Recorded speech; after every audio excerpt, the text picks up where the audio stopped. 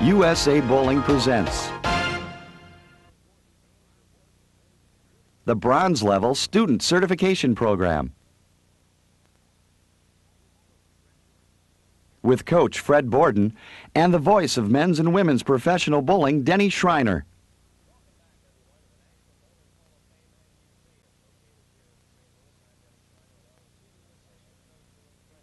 Lesson number 4 features scoring, and Fred, we get a chance to look back into the archives here to the very first score projector invented by Brunswick.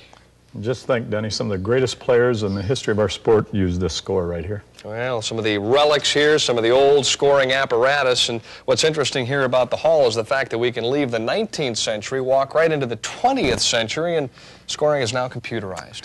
Yeah, Denny, this is state-of-the-art right here. This fills the needs of every player. And except maybe one little item that I like to see a player keep their own score.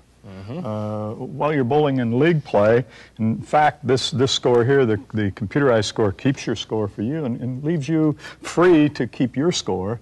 Then you can take it home with you, and you can look it over and say, gee, I missed 3 10-pins tonight in league play. Maybe I better go out and practice making the 10-pin. Right, that would be a bad report card. If you bowled well, it would be a nice report exactly. card.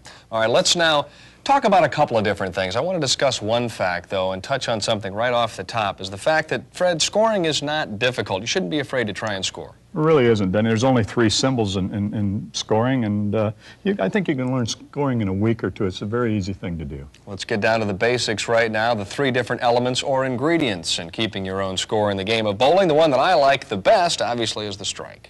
Yes, Denny, the strike. And a strike equals 10. And that's where you get up, you throw the first shot, you knock all 10 pins down with 1 shot. And a strike equals 10 plus the next 2 shots. And that's all there is to a strike, 10 plus the next 2 shots. All right, what about if I throw a shot, say, and maybe knock down 8 pins, and on my second shot I pick up the 4-7, and I knock down all 10 pins in 2 shots? Now you have a spare. You threw the first shot, you knocked down 8, you made the 2 that were standing. That's when you knock down all 10 pins with 2 shots, and it also equals 10, the same as a strike. The only difference between a spare and a strike, it's 10 plus 1 shot for the spare, and a strike, it's 10 plus 2 shots. Coach, we've talked about the good news, the spare and the strike, but what happens if I throw a couple of shots and I don't knock down all 10 pins with 2 balls? Okay, we call that the dreaded open frame, Denny. That's where you always leave some pins standing. You throw 2 shots and you leave something standing. All right, now that we've gone ahead and discussed those basic elements, what we would like to do now is to invite each and every one of our students to grab a pen, a pencil, and a piece of paper and basically score a game with us. We're going to take you right from the first frame all the way through the 10th, give you some idea as to how easy it is. If I can do it, believe me, all of you can as well. So what we'll do is here, have a little fun. I say that Denny Schreiner is bowling his very first game, and maybe I walk up after the outstanding instruction of Coach Borden and throw a strike in the first frame. Then in it, and a strike equals 10, plus the next 2 shots. So obviously we can't mark anything down yet.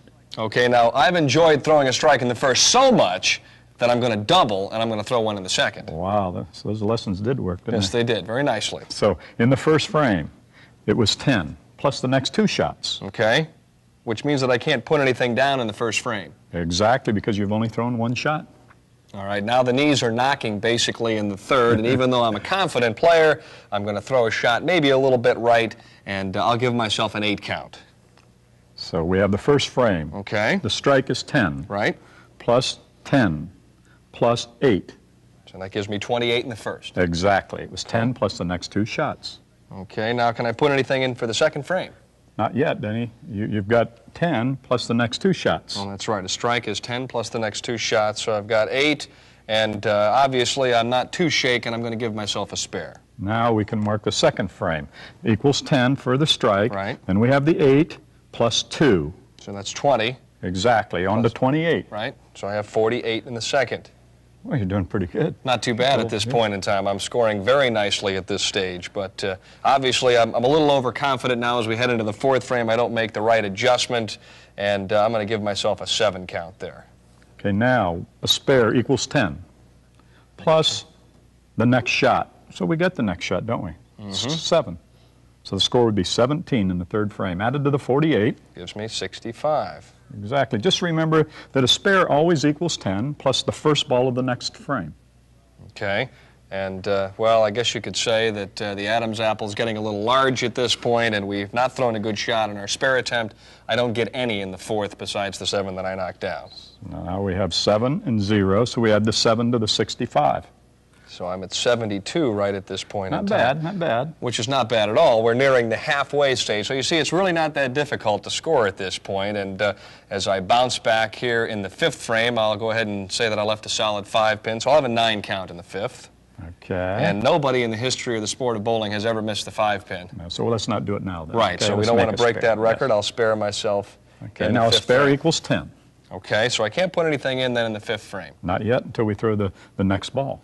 All right, I've come back, found my align one more time, and so I'll give myself an X, a strike in the 6th frame. So now we got 10 for the spare.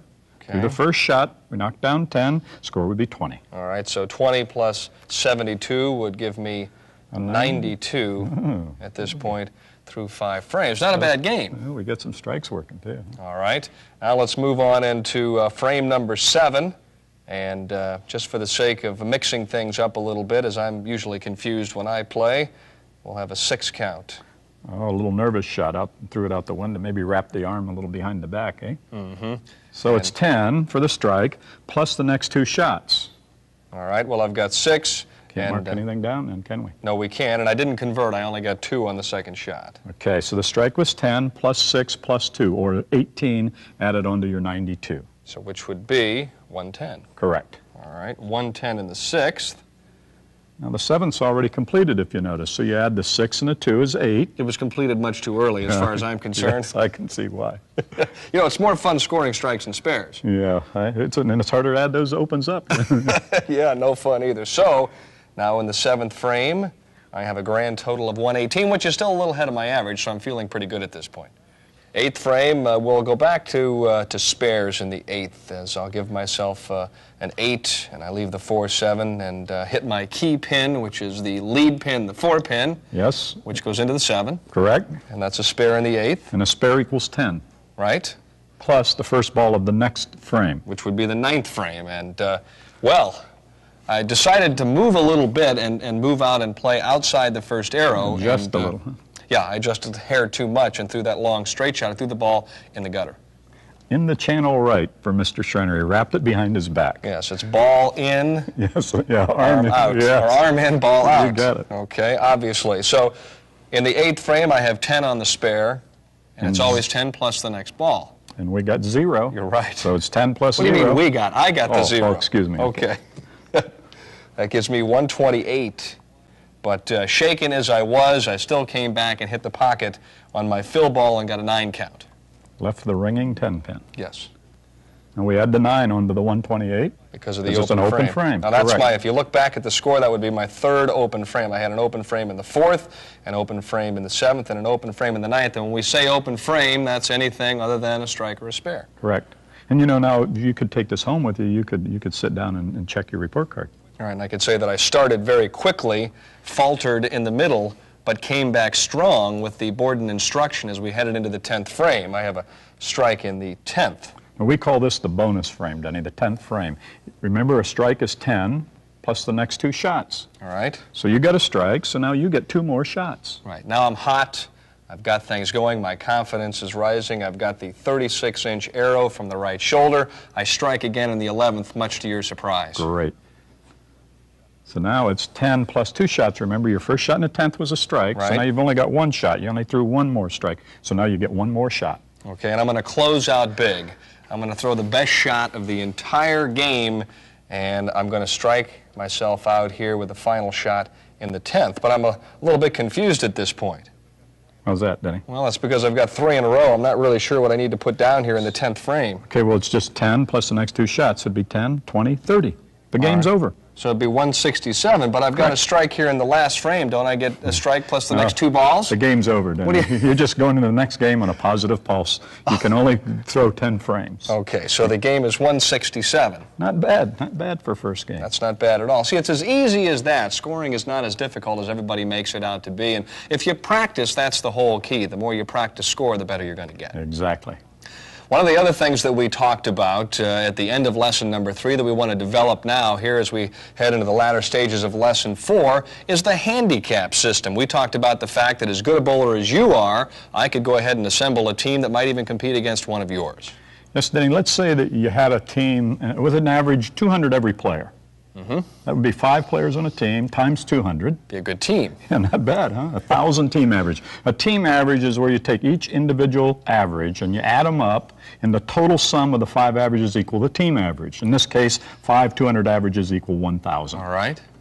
Well, I got the Team USA, Denny. Well, you know, the best amateur team in the world. I expected you to do that. Yes, and we have 1,050 team average. 210 per player times 5, or 1,050. All right. So now we take the 1,050 from the 1,000. Our team average is 50 pins higher than your team average. Right.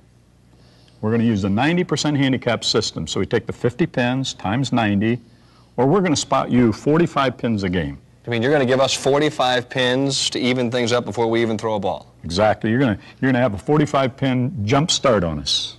I like that. Yeah, I figured you would. Yes. Now, let's say that we bowled the game, and you bowled 10-20. Let's say you bowled a 1,020 game, your team. All right.